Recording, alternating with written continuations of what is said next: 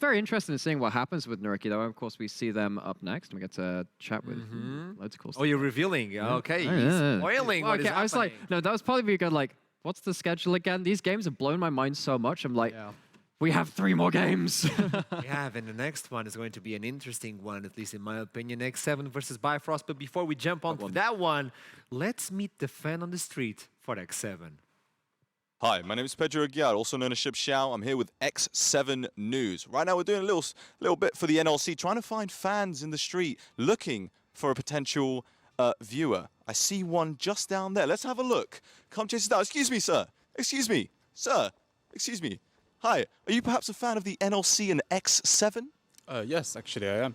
Oh, lovely. Could you tell us your name and a little bit about yourself? I'm Roger. I have a wife and 2 kids. Divorced, maybe? Potentially, yes. Yeah, I thought so. So tell me, do you know X7? Are they a favorite team of yours, perhaps, or just a team that you know? They're one of the teams in NLC, yes, that I do support, but unfortunately, they've been. Well, that brings me to my first questions. So tell me, what is it that you like, from a negative note to a positive one? What do you like about X7 and what they've been doing this split? I mean, I liked when they were winning, you know. I miss the days in spring when they won the split, you know. They're doing really well at E-Masters too. But yeah, now it's tragic. Okay, so you like when they were winning before? Okay, now tell me, what do you dislike about X7? What really gets on your nerves when you see them play? When I watched their level 1s, unbelievable. It really, really, really triggered me. Terrible level 1. As a fan, unbelievable. I must say, you look oddly familiar, sir. Any celebrity look-alike that you might have? Maybe Jackie Chan, but not sure. Oh, all right. And what would you like to see from X7 in the future as they progress through the split? I mean, as one of the most loyal and only fans in NLC, I'd like to see them win and actually, you know, play the game properly. Otherwise, yeah, that's pretty much it. Well, thank you so much for your time, Roger. We'll let you get back to your day. That was Pedro Aguiar from X7 News. Right back at you at the studio. Well. I bet that Roger Fellow likes cats. I don't know, he must own a cat, no? Quick aside, so Xavi was actually the person who gave me my first ever studio gig. I'm down at Roehampton, which is obviously now partnered with Singularity. I had no idea who was a part of that video. I was like, wait, what are you doing here? Why is this happening? I saw your face like really light up. When did he get here? Oh, that was so good. I mean, these segments are just a light in our lives, I would say. And Kissing is Roger is a really interesting fellow. Yes, Roger. Yeah, really interesting personality. I would like to see another interview with this He's guy. a father, right? Father of 2, no? Yeah. I want to be I wonder if they're a bot laner and like a mid laner. Can you adopt me, Roger? Okay. You like Pantheon players? Yeah. X7 versus Bifrost. To me, when we were talking about this and approaching this in Spring Split, it was the moment of, can Bifrost do it again? Take down X7. They're the undefeated team. But nowadays Very different narrative. Is X7 even capable of getting close to Bifrost? I mean, honestly, I think X7 has been on an uprising lately. I think today is going to be, I mean, we just said it, right? Like, we have so many certified bangers in today's schedule. Yeah. I think this is going to be, if you asked me the same question 1 or 2 weeks ago, I would say that Bifrost will just dumpster them into the pavement. Okay. But I think today, actually, X7 has a good shot. You know, I'm going to do it. I'm going to look into the jungle again, and even though MC is a beast, I think we get to talk about mid lane again. Sorry, go on. I think Diamond Prox has such a long experience, like his career and everything, his knowledge of the game. I think MC is in trouble. Well, MC did have that great game on Monday. That's the one caveat, which I'm sure you wanted me to mention. That's why you're dragging that conversation that way. Because actually, MC, he knows what he's doing, you know, sometimes. He loves bringing on to these topics because this is going to be a huge matchup because we need to see MC with a similar level of performance. I mean, you can look at these stats. I mean, the damage percentage for these guys is actually quite low. I would suggest that's actually because they give up a lot of personal leads to get involved early. That doesn't necessarily translate later into the game, but early on, they are players that want to be getting in there earlier. And then, of course, they have had some issues, particularly on the side of X7, in his own stats, being like, well, actually, they just haven't been finding good fights. Yeah, I mean, I just have to agree with you on that one as well, right? Diamond Prox obviously like kind of giving up so much to like give his team, and this guy is not afraid to like let go of resources and give to his team because he has so many good carries in this team. team. But looking at this one, I mean, just felt like the game was over after this already. Like, just invading the Lee Sin, knowing that you can win 1v1, also knows that he has the bot prior and the mid prior. It's just a clean free dub for Bifrost. And there's a really fun thing about this, because we had the interview after this point where Diamondprox basically just said, well, we just kind of fought them when we were stronger. We don't know why they let us do that, but I guess we take it, right? It was just kind of like yeah, just brawl when you're strong, and that's something which Bifrost have typically done very well. Of course, that game didn't end up being a clean early, easy victory after that point. Mid-game stuff happened, but if that early game comes out again, then you are starting to worry as X7, because they've tried to play towards scaling, and that early game hasn't been their hallmark of this split. And if you want early game, let's start with the champion select for Bifrost versus X7, one of the most anticipated games from Spring, and I would say in Summer as well. X7 coming in a little bit better this week with Attila on the bot lane, Kasinga as well. We know this composition. On the other side, Shikari, Diamondprox, Fury as well. Odie as an AD carrier in the highway recently joined in the team. Okay, now focus on the jungle. Yeah, taking the Viego, taking the Wukong. Because those are the two picks which we normally see as like the blind pick. You can always pick these champions. And yeah, we did talk about Torok saying, don't play blind pick Viego. We've got answers into it. But with both of them off the table, you're starting to get deeper into those champion pools. Maybe MC does find a chance to bring out that Nidalee again at some point. Now, we haven't seen as much of it. Nidalee's not in a great spot right now. But when you start removing the top, always evergreen junglers, you have to start questioning what's left on the table. Yeah, and that's just the thing right now, right? We have seen so many times that Wukong has just been picked and then you just match it with Volibear kind of, but now when Wukong is out of the table, does that make Volibear a potential first pick? There are so many champions open right now as well. I think that'd be a great first pick, yeah. Two AD carry bans, three actually, when I look at it now. I kind of agree with you. AD is maybe a bit broken right now, but yeah, I mean, I would just be assuming that the Volibear is gonna come out, but the Yuumi hover, don't scare me, man. That exists. Right. Yeah, that could be a bit of an issue, because Yuumi has been effectively 100% banned in almost every game which I've seen on this patch. It's just a champion which unlocks a ridiculous amount of carries. It is locked in. There you go. It is away from Twitch. It is away from Zeri. So now you're thinking Ezreal, prime lane partner, that's been the one which was first really came to prominence on. Outside of that, I mean, Misfortune used to be big with it a little bit. I'm trying to think of other AD carries which can kind of put in alongside that. Of course, the ADXL played it with Lucian as well, which is also very rare occasion, unbanned in this game. Yeah, I mean, for sure, right? And you just have to imagine now that that's the thing. If they would get their hands on something like the Ezreal Yuumi, there's nothing really that can just match that in terms of scaling. That would have to mean that X7 just has to go for something really aggressive on the bot side. Well, they've already got Volibear. They already got Volibear, help right? you do that. They have the healthy recipe for it, and that's what kind of I was wondering about as well. Was on Monday we saw Attila just playing the Twitch, just really being scaling. Not gonna have his hands on that one this time around, right? But if you want to punish the Yuumi and Ezreal, you have to play towards that bot side. But with Lulu picked, it seems like they're just gonna match it. Now, that's just the Lulu straight locked in. Yeah. Now, that means that you're locking away from something like Lucian Dami. You get him, Fury. You get him. I mean, maybe it's just trying to contest the early game priority. This is totally a completely sane hover. I mean, it is likely going to be the Ezreal locked in. That was always likely going to be that pick there. And now you're looking at this Lulu, and I was thinking, actually, the only champ which I've seen in terms of Lulu, you can go Lulu Jinx, you can go Lulu Aphelios as they hovered. I mean, much more of a callback to Spring. And that is something where I don't know if I love it anymore, but it's still a strong enough lane earlier on where if you make mistakes, it can punish you. Yeah, I mean, for sure, right? Still, you have the Volibear. Wait, it's gonna be the reverse one, the Tristana being locked in. This feels... I think it doesn't make sense at all, actually. But I mean, show you're working. This will be on your test. I love the arcane shift from Ezreal to get into safety, but if you are late on the cast of it, you get slow nonetheless, and Lulu can follow at the slow, and that's a lot of damage if the Yuumi goes away into Diamondprost, because I know they want to pair Jinzao with the Yuumi. That's a very good point, actually. Yeah, I agree with that. Yeah. I think that Jinzao Yuumi... You're pretty good at this whole analysis. You want to change chairs? We know we did that. Do you want to be the host? Okay, I'm just... Not today, but like, I think that... I think that Tristana is the one pick which I'm kind of like umming and ahhing a little bit about. Tristana Lulu isn't necessarily a combo which I love. It could go mid. The Tristana. That's true. It can be that flex, but it's right to mention that. But still, like, I think that if you are picking in a Tristana with that Lulu, it's not the best combo. You still need some kind of setup on the bot side of the map.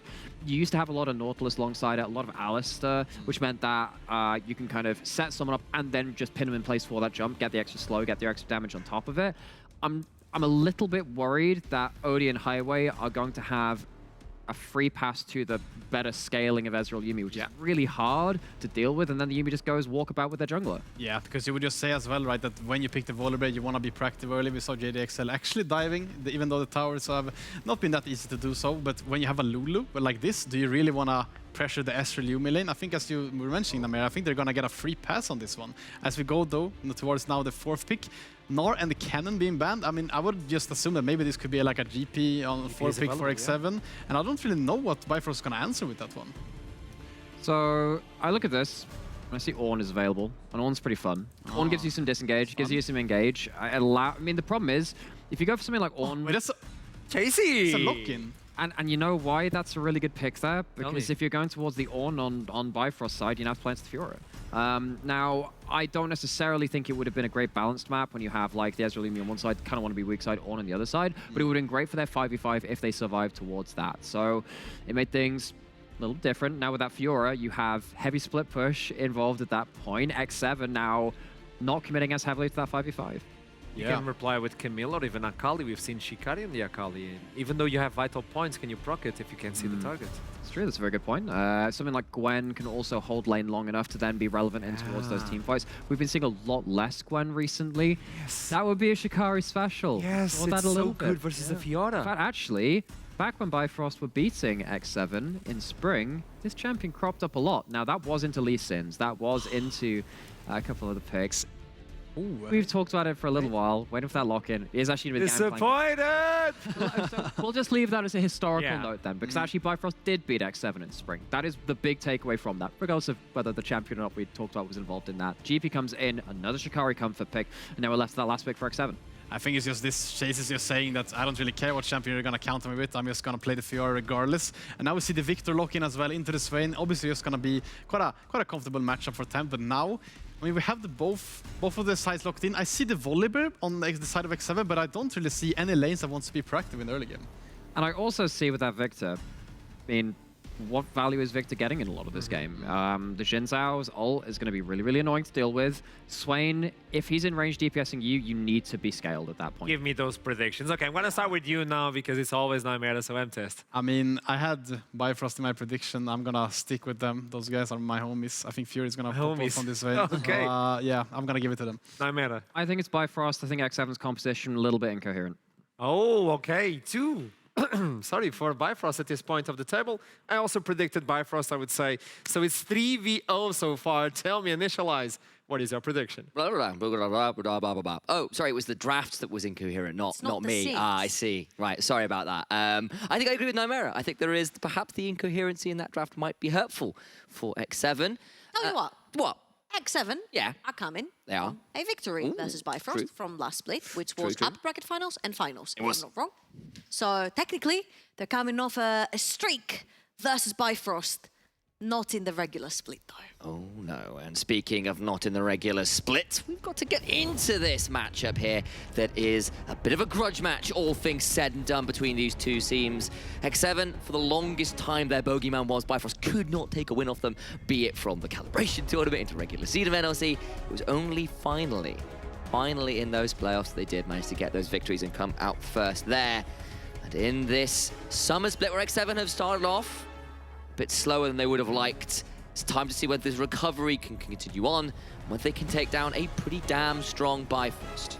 I mean, we have some positives and has some negatives for X7, right? The fact that they hadn't practiced a lot before the end of the tournament, the fact that Temp joined them later on the second day, the jet lag coming back from Korea and all that. But I think the problems were bleeding a little bit further than that. For example, the fact that they didn't know exactly what type of playstyle they want this team to have, what kind of identity they wanted this team to have, who is their primary carry, who has to take a backseat. So far, it has been MC taking a backseat where it comes to carrying the team, coming from Riddle, where it was all about the Rumble, the Nidalee, the hard carrying, and now taking a more of a facilitator seat that Haru also had to create opportunities for his team. And talking about it, thank you so much for rolling I've got you. the graphic as well. Lovely graphic right here. As you can see, both of these junglers are behind at experience at 15. Now, the difference in both of their stylistics is that Diamondprox is trying to make that early game snowball for Bifrost, and especially when you have carries like Odi, Fury and Shikari, making sure that you snowball them ahead of time really pays off, and it has for Bifrost so far. They're 5-2. On the other hand, I feel like MC has organically been falling behind, which is a little bit hurtful because also X7 has not necessarily been doing that well with MC falling behind. Saying that, Indeed. it's not a Viego, Azir, Senna draft, so hooray!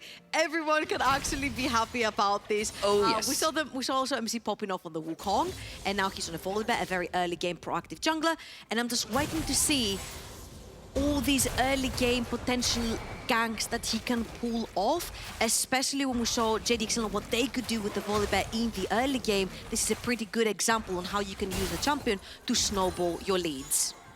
Indeed, and we have to do want to keep our eyes on them because, of course, these are early proactive junglers for traditionally early proactive jungle players. I need to realize I need to clarify that because champions and the players are actually often go by the same one, and that is a big wave. That to me smells like a dive, and a Yuumi is a pretty easy champion to dive. There's only exhaust and heal. Let's see if that will save them. Diamond's nowhere near around, waiting. No one's taken tower aggro quite yet. The exhaust come down. Only trying doing his absolute best, flashing away, but now MC's in trouble, has to flash out very quickly. It's 1 for none. Teleport is available for Odi though, so we probably won't lose too much here. Very well done right there from the side of X7. Odi almost gets out because he flashes from the thunder, smashing down from SC, which does a lot of damage, especially if you're only a level 2 Ezreal. But right here, MC has used his smite. He's almost back to full HP. Diamondprox is on the other side of the map, so they could go go for again. a repeat. Red, Gromp, gank, and then gank again, trying their absolute best to make Odi's life hell. So much times MC will surely fall afterwards. Highway does take that kill. Kasing about to surely go down as well, maybe with a shield. Diamond onto the Krugs, about to be punished here by Chasey potentially. I don't actually know whether Chasey will win this one. Flash over the wall, decides I just can't take this fight, and Shikari's nowhere near to try and contest it. And that was honestly so worth it.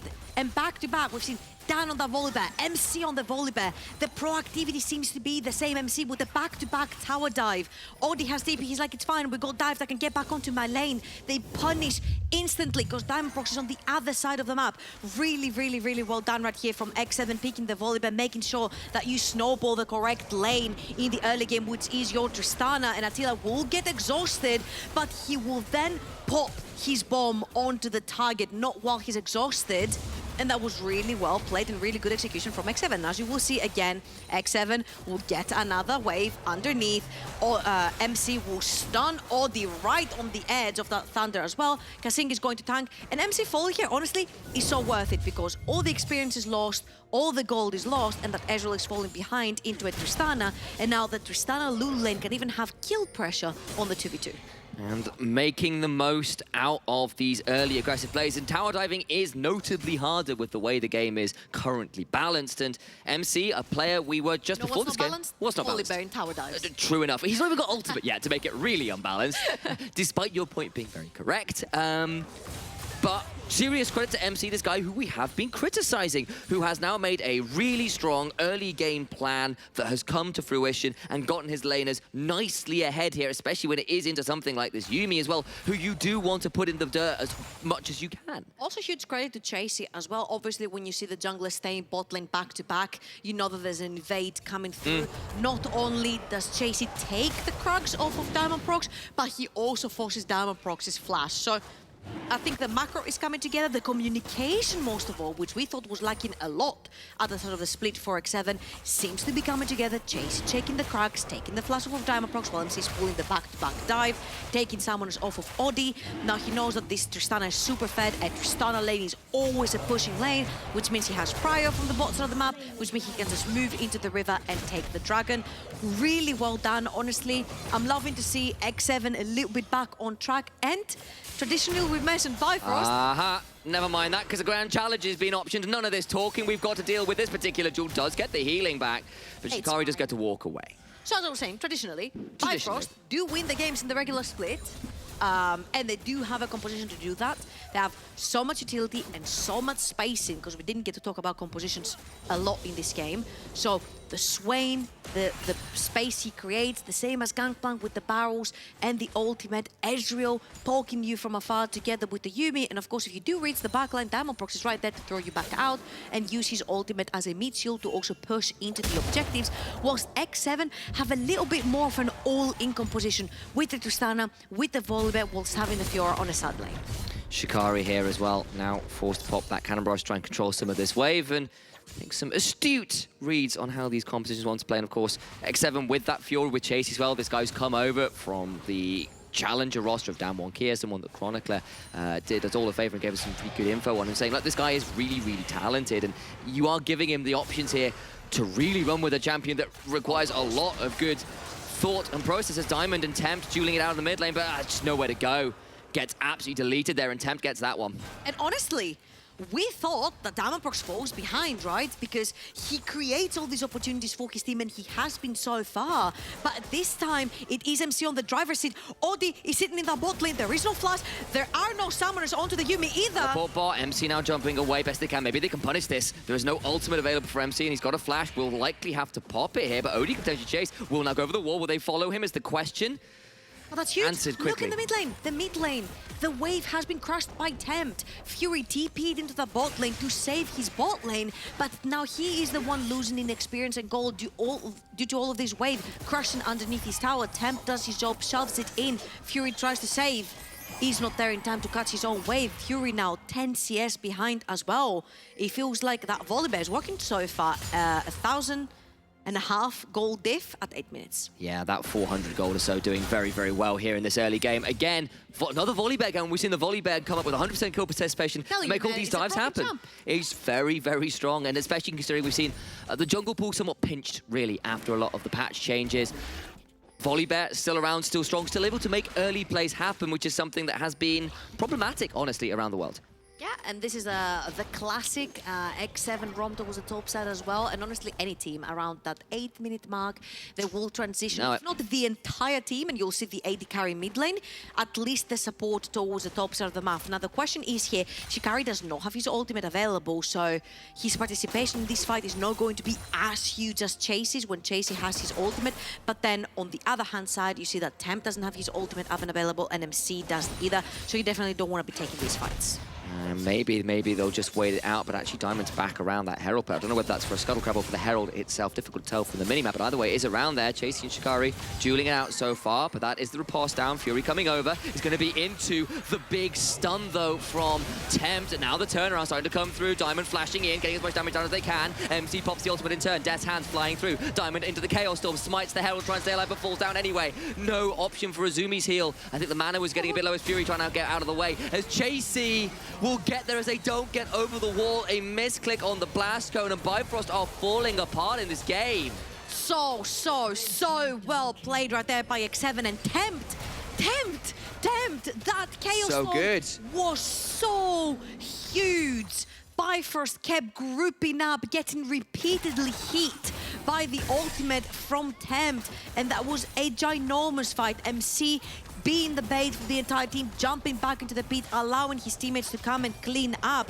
You do secure the Rift Herald, you put your Fiora ahead with 2 kills at this point. It's going to be a split push menace. 10 CS up onto Shikari as well, and I think everything is falling into place for the 6-7. Again, if we see this, you see that Diamondprox is walking in. He's like, I'm just checking, guys, but Fury walking into the gravity field, having to flash forward to get these procs from the ultimate. But look at that Chaos Storm. He keeps ticking and ticking and ticking and ticking on 3 members of Bifrost consistently. I feel like Tempt right there. Oh my god, and that it all went up, they didn't go over, Kasing. and it gets them all killed. Oh, that ultimate by Kasing right there also on the knockup was so beautifully done. And honestly, everyone is ahead. MC made sure that Attila is ahead in the bot lane. MC made sure that Chasey is ahead in the top lane. Tempt just walked in and cast in on some really quick kills and assists.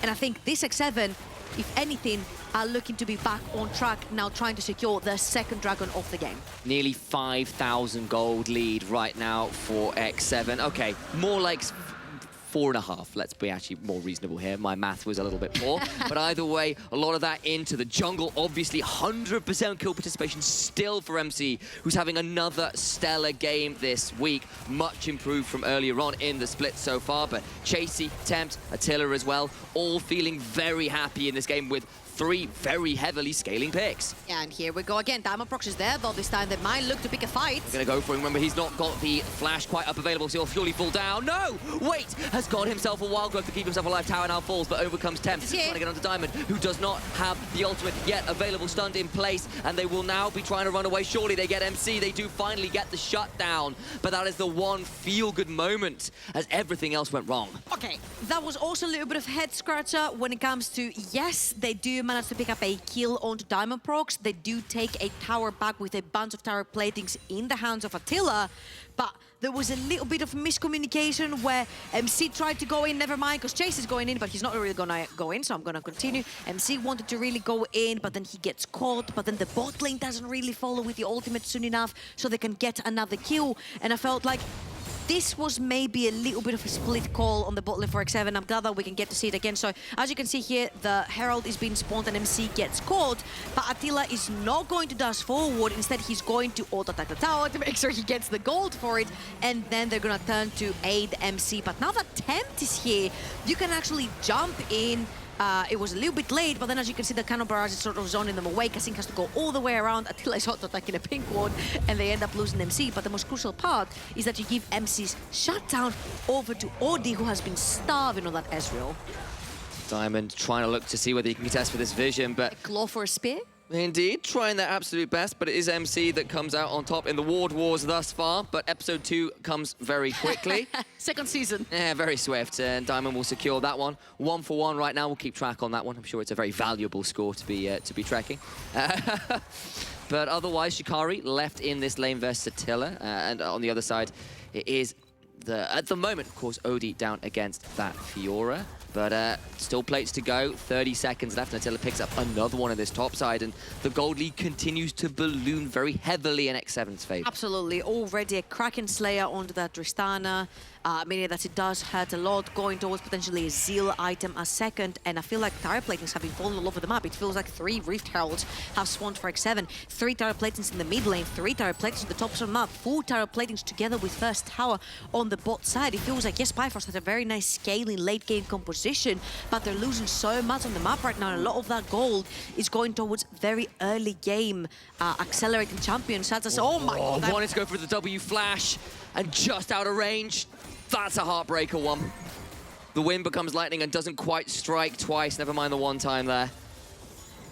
But he's going to stick around. They know that MC must be around the top lane as well, so Diamondprox is going to stick around towards the top side of the map. This is a very low HP Attila as well, so they could potentially look to pull a dive right there. He's going to get into the bush, but he has been spotted by Vision, if I'm not wrong. Yeah, X7 are pinging him as well. And as you will see, MC is going to start making his way towards the top side of the map. Is indeed. Remember, there's still the wild growth there for Attila as well, so that HP bar is a little deceiving. Diamond now trying to back away as MC comes over, but he's on Vision as well, and that will mean everybody backs away for now. As you can see, Tempt also shelved in his wave really quickly, and he started moving towards the top side of the map, if you will, but things have sort of slowed down until, don't worry, until probably that Rift Herald respawns. And X7 want to go for it because right now there's 6,000 gold in the lead. That mid lane tower is not looking very healthy. That top lane tower is not looking very healthy. And as you can see, even on the side lane, Shikari had to burn his own flash because Chasey was on the case. So far, Bifrost are literally running away from anyone with the tag X7 above their name, their health bar. Yeah, I'm with you. I'm with you. X7 above their name. Yeah, it's there. Also worth pointing out, that, as you said, Shikari forced to... Actually, never mind. I'm looking at MC here and thinking maybe there's a dive coming, but he'll pull away from that. The point I was going to talk about was, obviously, Shikari, as you said, forced to use the ultimate pretty consistently in the 1v1. As a defensive tool, it means that the side lane plays aren't really as available as Diamond's going to run into Attila and force him into a difficult position, can keep jumping forward with the audacious charge, but there's a wild growth to keep him alive as MC's coming over now. There's no ultimate for Diamondprox. I don't think that they can keep him alive very easily. Can Highway get in? No, he's too late! He doesn't jump in time, and now Highway jumps to a corpse and gets taken down. Oh, He had heal, he had W, he was too slow. Furuy might be in trouble as well, has to pop the ultimate. It feels like wherever Chasey goes, everybody has to pop an ultimate to get away, whether that name is Shikari or Furuy. X7 are going to get 2 kills towards the top side of the map, and it feels like so far, every single opportunity Diamondprox has tried to see, X7 are striking back. And I'm gonna drop the question, and I'm gonna wait till the end of the split to reply to this question. Is X7 back in form? Stay tuned to find out. Again, really beautiful ultimate right there to catch Attila, but Attila does have the jump. He doesn't get pinned in place really quickly. Also has Kasing right there on the Lulu. All he has to do is pop a shield and an ultimate onto him. Oh, Highway. Highway was a little bit too slow with the attachment on the Yuumi to get that heal onto Diamondprox, and ends up going down as well. Same as the top lane, tier 1 finally going down. Mid lane is looking very dire as well, especially now that there's a Rift Herald in MC's pocket. And then there's the third Dragon for X7 potentially, which will mean soul point for them, and that's a mountain. Massive, massive deal. Both Heralds, 2 Dragons, lots of plates, and honestly, the only Ag Tower still remaining is that one in mid lane, which is on a sliver of HP. It is a stiff breeze from falling over as MC about to secure a 3rd Dragon. And Bifrost, yes, you've got some options later on with an Ezreal and a Swain and a Yuumi and all those things, but this gold discrepancy is so massive, and now a teleport in from Chasey, but he's in very deep. I don't know how much he wants this. Attila's going to try and hop in. Diamond so low, but Kasing is dead. They've overstretched. Diamond can't quite make it out, though. The healing from Chasey's ultimate field allows him to stay alive. Grand challenge has been answered. Now Tempt is over. Fury's not here. He's still in the mid lane, and there's no way Shikari's coming in with a teleport right now. They're trying to run out best they can. Finally, the cannon barrage comes through for Chasey. Just dashes out. Attila taken very low. Blows him into the wall with a buster shot, though. And Tempt gets that one, and for a moment there I thought X7 had overextended, but they proved me so very wrong. Holy, that looked like everyone from X7 was having a happy feet moment right there, having to dance through Gangplank ultimates and W's from Swain coming in all the way from the mid lane, but all in all, they managed to clean up house. They killed 4 members towards the top side of the map. 3. Swain was not here. There you go. I can do math, I promise. Well done. They cleaned up 3 members towards the top side of the map, and it looks really, really clean. So as you can see, Chasey is going in with the teleport. Kasing is going to ult him, but I feel like Kasing flashes in for the polymorph. But that polymorph costs him his life. At the end of the day, you'll see that Tempt is literally sprinting it from mid lane because he has ghosted, and they ended up killing Odie. But this is a team that's about 6,000 to 7,000 gold in the lead right now, and the question is, had they been fighting at even terms, Bifrost played this pretty well, and they were close and cashing in on so many bounties that you have to think... Oh, Odie, so much damage. Diamond's around but can't stop the AD carry going down. You can't stop to think. Not anymore, and honestly, it's all been over since those 2 dives bot went so in favor of X7. Bifrost has been shut out of this game, and every play, every attempt, every thought of a comeback has been well and truly counted by X7. Nothing has gone their way. Hell, they haven't even got a tower right now. Very well done from X7. Early game aggression. We don't need no Senna, we don't need no Azir, we don't need no Viego. You never move? Need your AD carry to stay alive. I thought it was going to be more damage. He gets to never move, and it's okay, never mind. I thought that was a very dead Attila, and he just gets to walk away. It's just the Rylai's for now. It's true. It's just Okay, the poor yes. Rylai Swain. All right, back to X7. They're looking like they're back in full. 10,000 gold in the lead prior 20 minutes in the game, against a team that traditionally they have beat in playoffs only. In regular split, it has always been Bifrost. Talking about Bifrost, Diamondprox wants some bad blood revenge. Trying to get in on this one, but just can't quite get there in range, and it's just a bit of a chunker, not too much more. He's got the Yuumi on top of him, but this combo would have been great, maybe if they weren't 10,000 gold behind. And that is now just such a deficit to try and climb back up. Just look at the discrepancies across the board. It's 3,000 pretty much in every single role. Yeah, it feels really bad for the side of Bifrost, especially since the composition you have drafted doesn't necessarily do a lot of damage, but it has so much utility and survivability with the Zinza, with the Yuumi and the Ezreal and the Swain. They heal so much, they're pretty beefy champions, but they do not have enough consistent damage to teamfight the front to back that the X7 are bringing in, right? And they do not have an answer in the sideline as well, because every time Chase takes the one-on-one onto Sikari, Sikari has to either flash away or ult away. You see how much bullying this Fury are doing. JC right now, a real monster, frankly. He's on the Fiora and thus far proved his worth on the champion. But it feels like that's kind of true across the board right now. Everyone, aside from that one awkward flash from Kasing where he gets blown up for trying to go for a flash polymorph, Hey, he did everything else is going incredibly well. Maybe that was Roger taking over the keyboard briefly. Remember, Fabian was saying in the NLC, sometimes the support has to sacrifice for the greater good. That's it. I think sacrifice for the greater good. I really want to make a Hot Fuzz reference at this point, go real southern West Country accent from the UK on you, but I'll avoid that one. For now, it's Odie! Talking about South? Never mind, yeah, his health bar went incredibly south, and now Diamond dies afterwards, as does the Yuumi. They're made of paper at this point, and just getting torn through. Absolutely eviscerated, shredded. Other words that involve the destruction and domination of Bifrost in this game. Baron speedrun, any percentage, anyone? 22 minutes in, and it's about to go down. I'm expecting a 30-second kill. All right. X7, 30-second kill. Have you been counting? Yeah, it's not about 22:02, I think. Okay. 22, nah, it was 22 like 08 or something. Okay, something like that. Anyway, it's been quick. I tried again. 11, 12 second Baron. Good grief. How many did you say? I said about 30. I was very come wrong. on, I know, I was man. very wrong. I got like 2 seconds to think. Okay, anyway, I was wrong. Excuses aside, I lose that challenge. I'm looking at the item discrepancy, and I think it's relatively I selfish. can make it even worse for you. Go on. 5 seconds, Mountain Soul has just spawned on the map. The entirety of Bifrost is towards the top side of the map, which to me, it says we are not going to be contesting that soul. Your only saving grace will be in cashing in all of these bounties that are on top of everyone's name except Kasing, because He died that he once. wasn't interrupted. Exactly. Yeah. Oh, sorry, I meant he sacrificed for the greater good. Indeed. We saw the fan on the street. It was, in fact, Kasing in disguise. I hate to spoil Was that. it? I No know. way.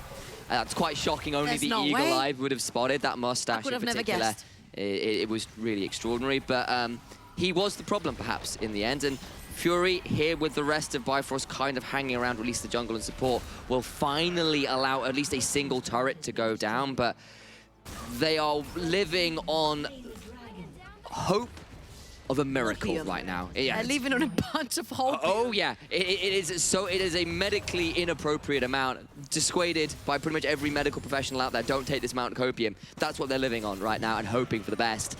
I'm not sure their lives are going to be all that long. Attila is still in the red buff while the minions are dying in the mid lane. So one thing that X7 really need to work on, that is pretty much syncing the waves together. They're trying to cut stamp, but MC is there. Yeah, it gets MC a little bit low, but he just doesn't take that much damage with the mountain shield in the way. Going to root him up. There will be a massive use of the Stormbringer afterwards, though. Wild Growth still available from Kasing that's now being used. MC taken very low, will not quite die. The Demon Flare and the Demonic Ascension, rather, still active. No one dies, but MC and the rest of X7 somewhat forced away, but they've got a wave now on the bot side with an explosive charge on, and that means it's dead to right mid lane turret. Very low as well. Inhibitor under siege, and Bifrost trying their very best to clear out this wave, but they just don't have the tools. I feel like, if anything, that trade benefited X7 right there, because Bifrost threw everything in the kitchen sink at X7. All of their ultimates were being used, so now they have nothing to defend themselves. Oh, Temp turning it around, trying his absolute best to make this one as punished as hard as they can. Diamond goes in, trying to heal his way out, but he's got polymorphed, and he knows he's dead to rights.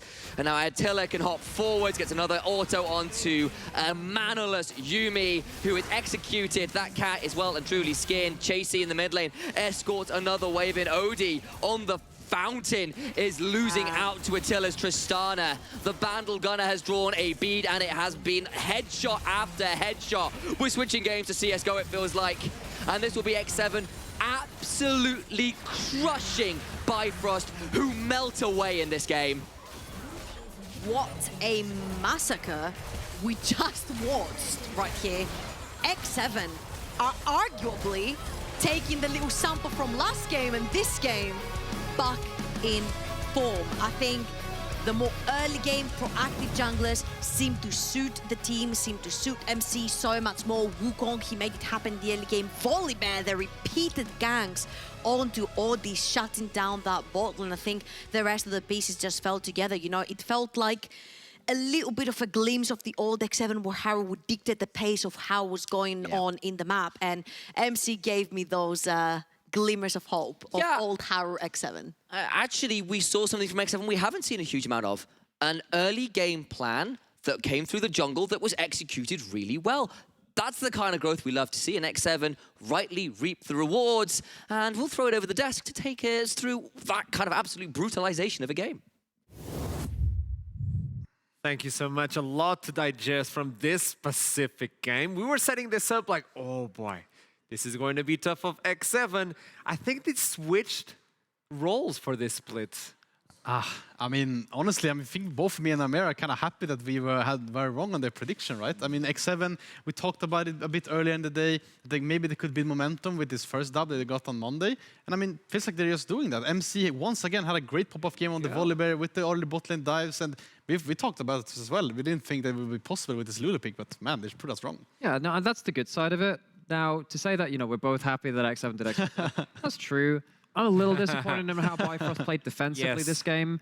I think that they didn't cover bot lane effectively enough. I think that, again, we were talking a little bit about a couple of Torok's take on the meta earlier in the day. I've heard similar from elsewhere, though, in terms of we are getting more tower dives. And when teams get more bold and they understand to just get good, they're going to start tower diving again. And if you let Ezreal Yuumi get tower dove, especially against a lane which can snowball very heavily when you have enchanters in the lead, it gets really, really dangerous after that point. So to have this bot lane pressure be so annoying for Bifrost to deal with, it really sucks. You waste your summoners early, you get killed multiple times off the back of this, and X7 from this point just run away with the game. And if I might, there's a key important factor of that one. Not only they were diving on the bot lane, instantly they told the top lane, cover my Crocs. Diamond Prox was like, okay, if I'm going to lose that bot lane, I'm going for the Crocs. He lost his flash in the process. There was nothing to be gained from that part from Bifrost. And dare I say, it's a little bit similar to how Bifrost fell apart against X7 in some of their games last split. I mean, and on one point, right, you could say that the Ezreal and the Yuumi in this point, Odin Highway, maybe they're telling their jungler they're not going to be able to dive us, they're playing the Lulu, right? So he's saying, Diamond Proc saying, okay, I'm free to puff top where the Fiora is like flash, maybe we can get something going there. But obviously, as Namera mentioned, you kind of just have to really cover that Yuumi lane early. It doesn't really matter what matchup you're playing as when you're against the Volibear. Okay, I have the pleasure to talk with someone I was expecting to be Roger, but it's going to be Attila. Welcome to the interview. Have you seen Roger lately? Hey, hello very much, Roger. How are you doing? I'm doing. Do you know who's Roger? I have absolutely no clue who's Roger, but honestly, I just don't care Eventually, enough to someone will it. tell you who's Roger from X7. But regardless of that, okay, Attila, how does it feel to have someone play for the bot lane for the first time in NLC? It feels good. Like this game shows that we're actually playing pretty consistent lately. I think like the 4 wins that we actually had were an absolute domination. Then the teams had like 0 chance of winning against us. 4 wins that we had. So it feels good as well. It was actually quite personal against Bifrost. So before you may, okay, Naimera, I'm happy that the old Attila is showing his face again. Welcome back, Attila. I love that. Okay, Naimera, please. Because that's part of the confidence, right? One thing which I thought about the X7 draft this game is it felt like there was a lot of comfort champions being drafted. We know that Chasey loves his individual carries, the Fiora, likes of that. Then obviously Tristana has been a pick which I've continually seen you play over this team, over your Giants period of time as well. How much do you think comfort is important to this team right now? And how comfortable are you feeling with the way you're drafting in this meta? I mean, it's always necessary to actually have like champions that you actually practiced on or you feel confident on to execute the plays properly. Mainly if you have like aggressive early plans like we had. I think like 2 out of 4 losers that we have, we completely run it down like Usain Bolt on its prime, level 1, you know, like we just lost the game on the first. I love that analogy. Yeah, keep it coming. I'm loving that. So basically, we don't back down, you know, like even though we really screwed ourselves up on the level 1s, we just keep going aggressive and we trust our own individual ability on actually snowballing the game because, as I said previously on previous interviews, because apparently I did half of them. Yeah. I think this league only has like 2-3 relevant teams, and the rest should not be as an opponent, since we're aiming for the Youth Masters. But think about this. I love this. You might be on a lot And of the Bifrost is not one of them. Oh, I love this. I love That's this. the thing. He's back. The more you're on this screen, the more you get to control the narrative. Think how much power you get from this. Okay, before we wrap it up, I have a lot of questions for you, but I have to wrap it up. So I want to ask you, the Tristana versus the Ezreal. These non-believers were worried about the Tristana versus the Ezreal. It wouldn't work out. But that's the aggressive AD carry. That's what I know you for. I know these guys only know you for the Ezreal and all that. I don't care about this part. I don't care. I don't care. I love you for the aggressive. Can you talk me through the Tristana and the aggressiveness of it versus Ezreal? I mean, it's just a real strong counter pick, right? Like, Tristana is an ADC that if you find the right windows and you actually can be even or even ahead on the first levels, you'll be able to just threat so much. And I also saw this game, I had like permanently the push on the Ezreal. Like, I moved several times. I was able to actually get some good picks as well in the W, but that was just because it was really personal. We didn't need to play as aggressive as we did, but we had a point to prove. And I do believe we did so. I think you did. I mean, I just have to thank you because I just had lunch and now I have dessert. So thank you for this interview, Attila. It's good to have you back, my man. And I'll see you soon because you're the interview guy. So thank you. Thank you very much. See you too. See you guys. Bye-bye. See ya.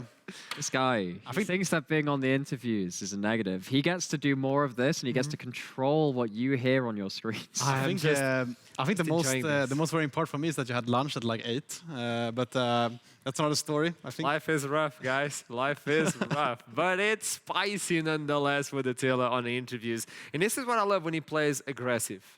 This is what I know him for. I know he's a really good poker with the Ezreal into the late game, with the Vados back in the day with the poking.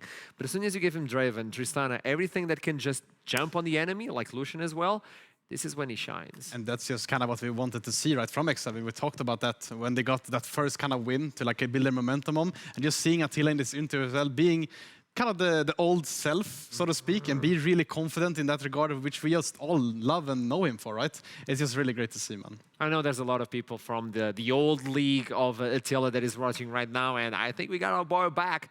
Now talking with another boy, the mid laner for Bifrost. It is Furuy. Welcome back into the interview. Okay, we have a lot to digest.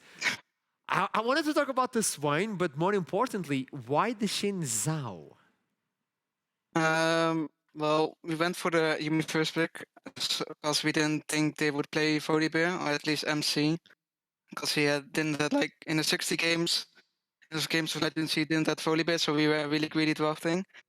So we tried to match Sinzao with Volibear early game, but I mean, it was a disaster. It's really simple.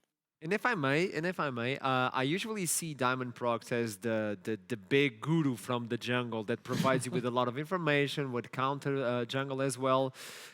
Does he gives you a lot of information about where the enemy jungle is, like usually? And did he do it in this game as well? Because it seemed like MC was one step ahead every single minute.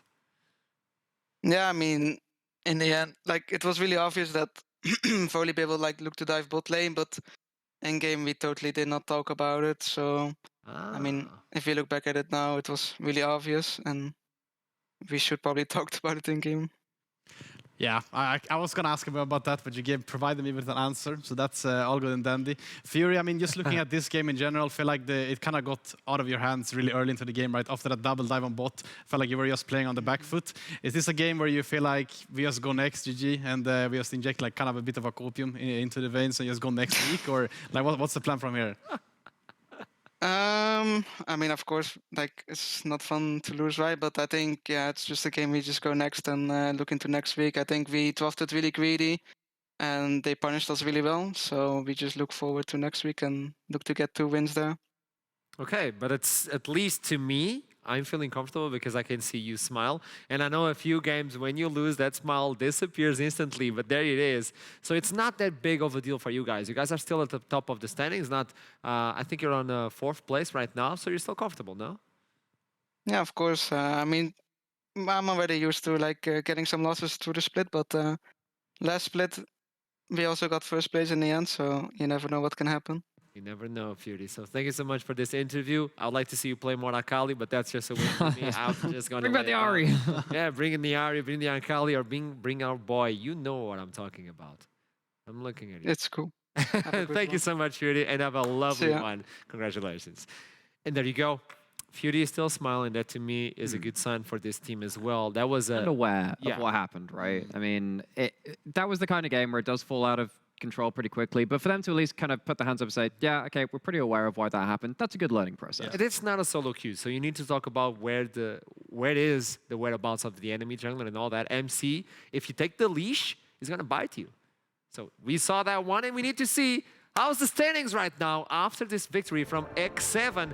They are at the top of Group B right now, 4-4 tied up with Dusty in 5th place, while Bifrost are going to sit on the 3rd place, which means for the first time during the summer split, someone uncontested on 2nd place, Riddle. And, you know, we had that question in pre-show, start of the day, heck, end of last day as well. Are Riddle genuinely the 2nd best team in our league? It's looking like it right now. I think it genuinely is. I think that I look at Stefan, Vladdy, Jax playing on the top side. They've all been incredible playmakers. Heck, none of those players are slouches across the entire roster. And now you're looking here as your Astralis and your Bifrost, and it is not just the tight overall on 5 wins. I think there is a marked difference between our tier 2 teams, I suppose, in the